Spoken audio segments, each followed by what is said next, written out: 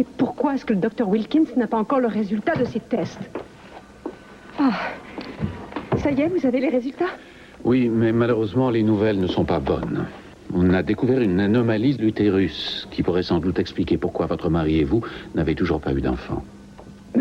Mais j'ai déjà été enceinte, bien qu'ensuite j'ai fait une fausse couche. Madame Capwell, vous rappelez-vous avoir pris certains médicaments lorsque vous attendiez Eden? Oui, en effet, j'ai pris quelque chose. On m'avait prescrit un médicament, mais je ne sais plus lequel. Est-ce que le DES vous dit quelque chose? Non, il y a si longtemps, j'ai complètement oublié. Mais attendez, je crois avoir lu un article là-dessus. Les enfants dont la mère en avait pris étaient appelés des bébés DES. Seuls les enfants du sexe féminin ont été affectés, d'après ce qu'on sait. Mais le DES a été tragiquement considéré comme un remède miracle à la fin des années 50 et au début des années 60. Il a été prescrit à des milliers de femmes. Et l'on a découvert que récemment, les filles de ces femmes présentaient des risques de cancer de l'utérus et avaient peu de chances d'avoir des enfants. Non, mon Dieu, j'ignorais tout cela. Ne soyons surtout pas pessimistes. Je voudrais que vous appeliez votre médecin, que vous lui en parliez. S'il s'avère qu'il vous a effectivement prescrit ce médicament, nous effectuerons une analyse sur Eden afin de savoir ce qu'il en est. Inutile de vous alarmer avant d'avoir fait cette analyse. Je suis d'accord pour la faire. Je tiens à le savoir le plus tôt possible. Oui, je vous comprends. Madame Capwell, si vous voulez bien venir, je vais chercher le numéro du médecin et nous l'appellerons ensemble. Très bien, je vous rejoins tout de suite.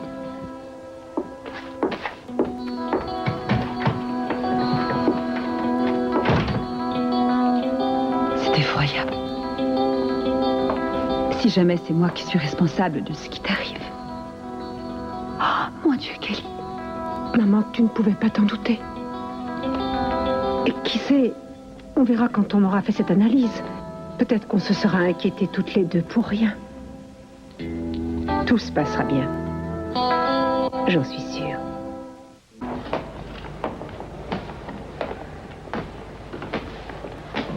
Ma chérie, es-tu absolument certaine d'avoir raison de vouloir subir toutes ces analyses? Je veux avoir un bébé, je n'imagine pas de meilleure raison.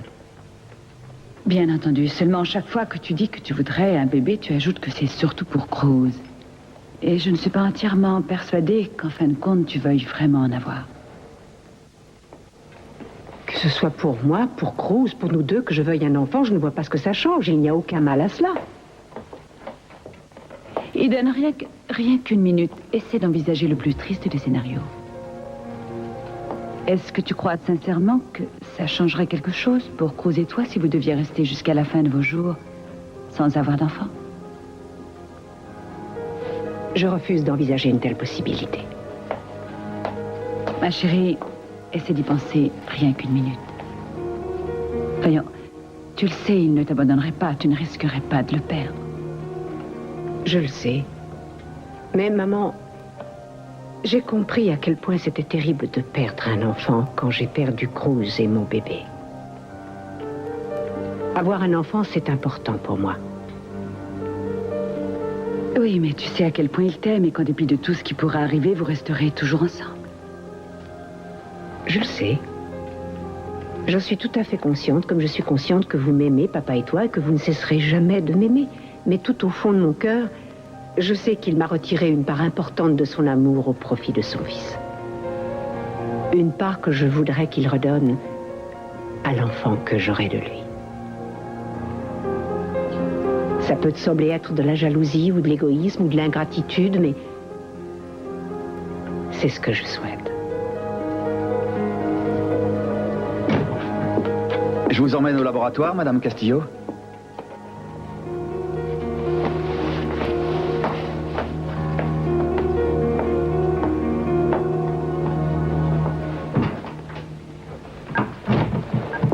Voilà.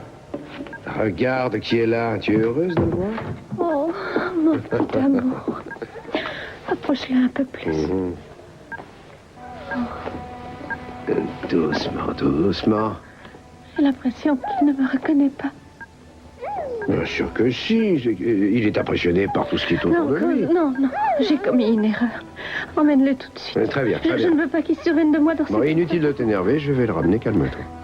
Promets-moi que tu t'occuperas de lui comme il faut, je t'en prie. Je te le promets. Toi tout seul. Mais oui, bien sûr. Et n'oublie pas de lui parler de sa maman chaque jour. Qu'il ne m'oublie pas, surtout. Tori, il ne t'oubliera jamais, voyons, je te le promets. Estos son las mañanitas que cantaba el rey David a las Oh, Eden. Je suis content de te revoir.